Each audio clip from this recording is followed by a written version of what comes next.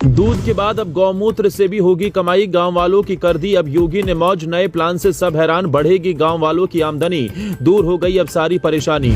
गांव-गांव में शुरू हुआ नया मॉडल, पशुपालकों के चेहरे पर लौटी मुस्कान, 15 गांवों से शुरू हुआ बड़ा एक्सपेरिमेंट, महिलाओं को भी मिल रहा फायदा, हर घर में बढ़ सकती है आमदनी। योगी सरकार के नए दांव की चारों ओर हो रही चर्चा, किसान, पशुपालक और महिलाएं सब होंगे मालामाल, क्या पूरे यूपी में लागू होगी ये योजना? वीडियो में जानिए हर एक बात। कल्पना कीजिए, जिस चीज को लोग अब तक बेकार समझते थे वही अब कमाई का नया जरिया बन जाए। जिस गौमूत्र को अक्सर लोग बहा देते थे अब वही गांव के लोगों की जेब भरने वाला है। यही वजह है कि उत्तर प्रदेश के गांवों में इन दिनों एक नई चर्चा शुरू हो गई। लोग कह रहे हैं कि अब सिर्फ दूध ही नहीं, गौमूत्र भी आमदनी बढ़ाने का साधन बनने जा रहा है। खासकर उन परिवारों के लिए खबर बड़ी राहत लेकर आई है जो सालों से पशुपालन तो कर रहे हैं लेकिन बढ़ती लागत और घटते मुनाफे से परेशान थे। अब उम्मीद जगी है कि पशुपालन से जुड़ा हर हिस्सा कमाई में बदल सकता है। दरअसल बुलंदशहर जिले में एक पायलट प्रोजेक्ट शुरू किया गया।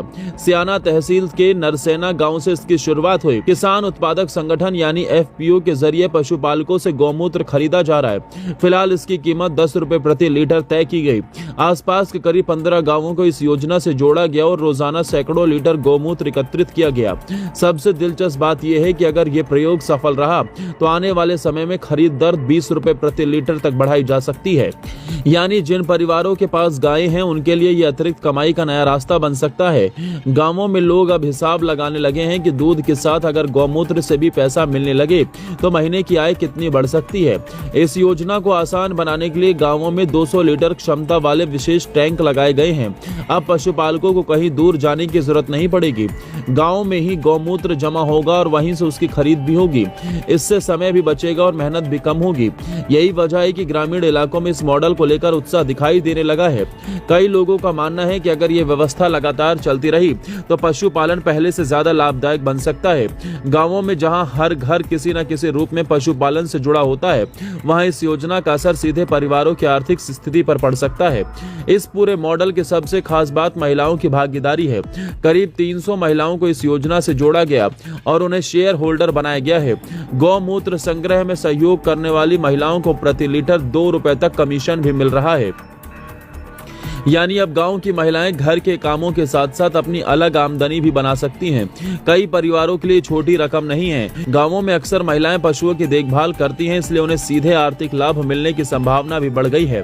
यही कारण है कि इस योजना को सिर्फ पशुपालन नहीं बल्कि महिला सशक्तिकरण से भी जोड़कर देखा जा रहा है। अब सवाल यह है कि आखिर इतने बड़े स्तर पर गौमूत्र का इस्तेमाल होगा कहां? दरअसल एकत्र किए गए गौमूत्र में अलग अलग जड़ी बूटियां मिलाकर खेती के लिए उपयोगी उत्पाद तैयार किए जा रहे हैं। इनका इस्तेमाल प्राकृतिक खेती और जैविक खेती में किया जाएगा। लंबे समय से रासायनिक खाद और दवाओं के बढ़ते उपयोग को लेकर चिंता जताई जा रही है। ऐसे में ये मॉडल खेती के लिए एक वैकल्पिक रास्ता भी तैयार कर सकता है। अगर किसानों को कम लागत में बेहतर उत्पाद मिलते हैं तो इसका फायदा खेती की लागत घटाने में भी दिखाई दे सकता है। यानी एक तरफ पशुपालक कमाएगा और दूसरी तरफ किसान को प्राकृतिक खेती के लिए नया विकल्प मिलेगा। फिलहाल ये योजना अभी शुरुआती दौर में है लेकिन इसकी चर्चा पूरे प्रदेश में होने लगी है।